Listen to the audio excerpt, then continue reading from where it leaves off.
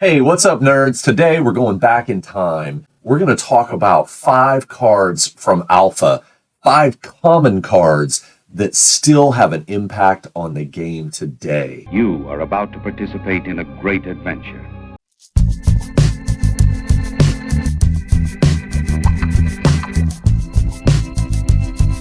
That's right, all the way back to Alpha. And all of these cards have been reprinted in some form or another since then. But these were cards that were originally commons in Alpha and still have an impact and are very playable today. So let's check them out. First of all, I'm calling this one sort of an honorable mention because, well, there are better cards that do what it does. Yes, I'm talking about the Llanowar Elves. It's not the best mana dork in the game. I'm looking straight at you, Birds of Paradise, but this one was a common in Alpha. That's right, good old Llanowar Elves. You could drop them on the first turn, and by your second turn, if you had another forest, you've all of a sudden got 3 green mana to play with. I was also known once in a while to, attack with my Llanowar Elves when I had nobody else on the board. If they slipped through somehow, drop a giant growth on them, and all of a sudden they become a 4/4. Not too bad for a 1-drop. So that's why these guys are my honorable mention. Love that art from Anson Maddox too, the heavy metal Llanowar elf punk. I don't know what the hell that is. Anyway, the elves were last printed in the Game Night free-for-all back in 2023. Next up, we have the Sinkhole, and yes, Sinkhole, I guess it makes some players grumpy. I read somewhere that it's kind of a no-no in Commander. I just, grow up, people. It's a card in the game. Sorry. Some other people are kind of grumpy because they feel like this should be a red card. Well, it's not. It's a black card. And some people out there are going, wait, man, you're not a big enough nerd because Sinkhole's not a common. Guess what? Back in Alpha, Beta, and Unlimited, it was a common card. Once it was reprinted in Eternal Masters, actually maybe even before that, it became a rare. But yes, Sinkhole. Land destruction isn't really, Black's thing, but this is one of the best land destruction cards ever. Now, even though it was a common in Alpha, good luck finding one for under $100 or so, because there's not that many commons in Alpha. The print run was that low. But it's a simple card, to the point. It's one of the reasons why I like the elegance of the old vintage Magic game from the beginning, because things were just, straightforward. Destroy a land, boom. And I love the art in this one. It's just an arid-looking plane with a hole in the middle of it. It's simple. It tells what the card does without a lot of, nonsense. Yeah, I'm looking at you, Modern Magic art.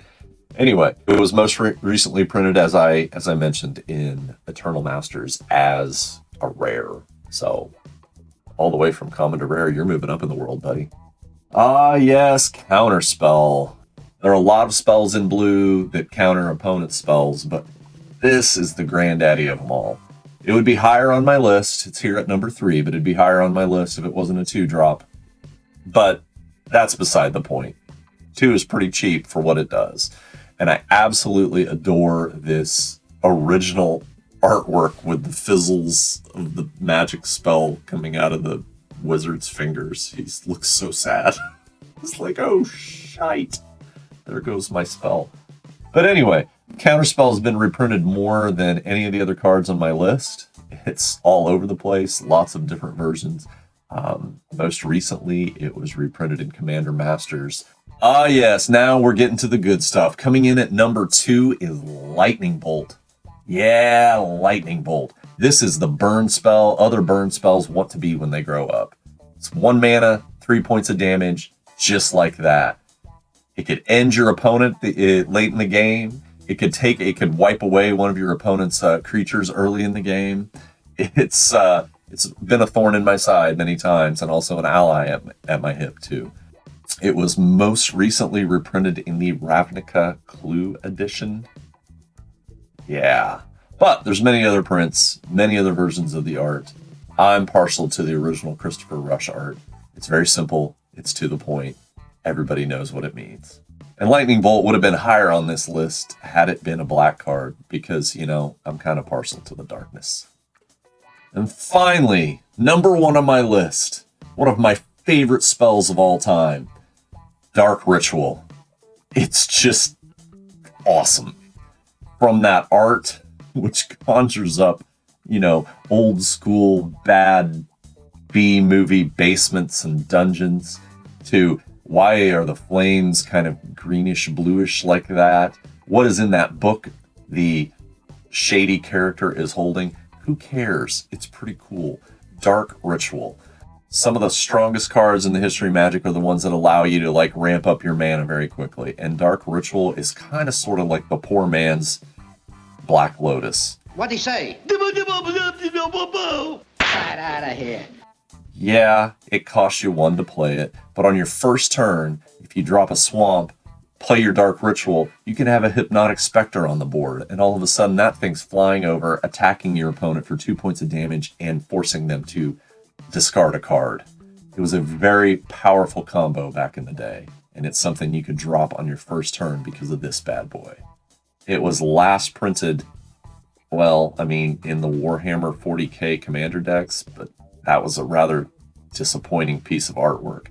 I'm very partial. I didn't mention Secret Lair drops on these other ones. I do like the art of Frank Frazetta Secret Lair drop version. It's a beautiful card. So that's it. That's my list. These are my top 5 common cards from Alpha that still can be played in the game today. What do you think? What did I miss? What are the best cards from vintage Magic that can still be played in today's game with all the power creep and that nonsense? Take care out there. Have a great week. I love talking about this stuff with you guys. See you soon.